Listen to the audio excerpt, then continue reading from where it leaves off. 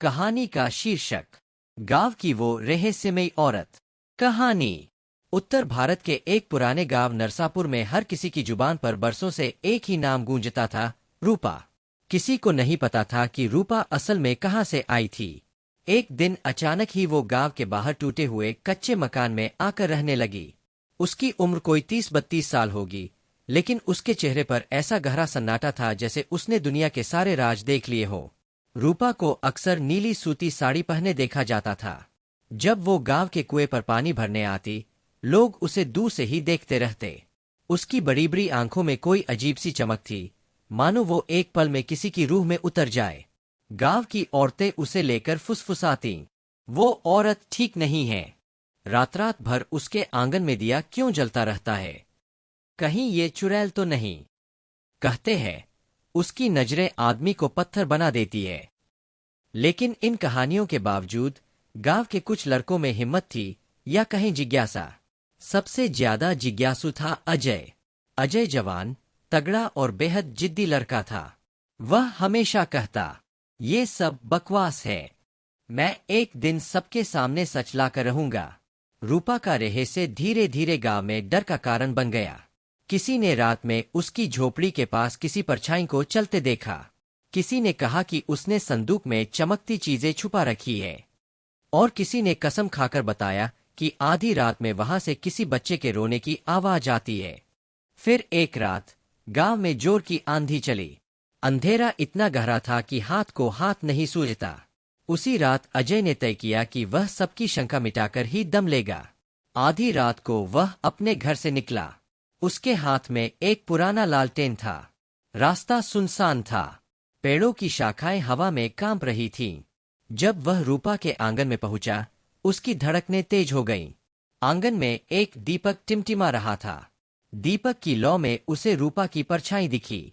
वह किसी बड़े संदूक को खोल रही थी।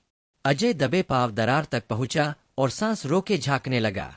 संदूक में एक चमकता हुआ ताबीज रखा था।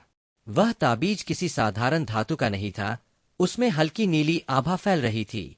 रूपा उसे दोनों हाथों से उठाकर देख रही थी, जैसे कोई पुराना कर्ज उतारना हो। तभी अचानक उसकी नजरें अजय पर पड़ गईं।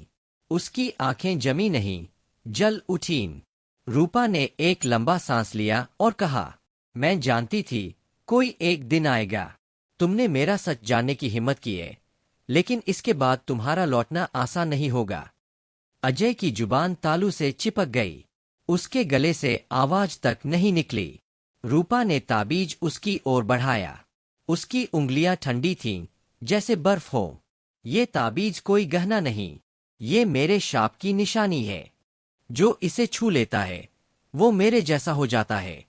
अजय को लगा जैसे कोई अदृश्य जाल उसके चारों ओर लिपट गया हो। उसके सामने उसकी माँ, पिता, पूरा गांव घूम गया, लेकिन शरीर पत्थर की तरह जड़ हो गया। रूपा ने धीमे से फुसफुसाया, तुम अब मेरे रहस्य के हिस्से हो। सुबह गांव वालों ने अजय को उसी संदूक के पास बेसुध पाया। उसके हाथ में वही ताबीज था, जो अब काला पड़ चुका था। जब उसे होश आया, उसकी आंखों में भी वही अजीब सी नीली चमक थी। उसने किसी से कुछ नहीं कहा, बस उठकर घर चला गया। उस दिन के बाद अजय कभी हंसता नहीं था। वह दिन भर अपने घर में बैठा रहता और रात को कहीं चला जाता। गांव वालों ने कई बार उसे आधी रात में रूपा के आंगन में खड़ा देखा, बिना कुछ बोले, बस घूरते हुए। धीरे धीरे गांव वालों ने उस जगह को छोड़ना शुरू कर दिया। कोई नहीं जानता था कि ताबीज में कौन सा राज था। औरतें अपने बच्चों को डरा कर सुलातीं, सो जा, वरना रूपा की नीली आंखें तुझे भी पत्थर कर देंगी। कहते हैं रूपा और अजय आज भी वहां हैं। अगर किसी ने हिम्मत दिखाई और उस टूटे मकान के आंगन में गया, तो उसकी किस्मत भी बदल जाती है। वो भी उन्हीं की तरह एक रहस्यमयी परछाई बन जाता है, जिसका कोई ठिकाना नहीं। सीख या संदेश। हर रहस्य को जानने की कोशिश करना बहादुरी नहीं, कभी कभी विनाश का कारण भी बन जाता है।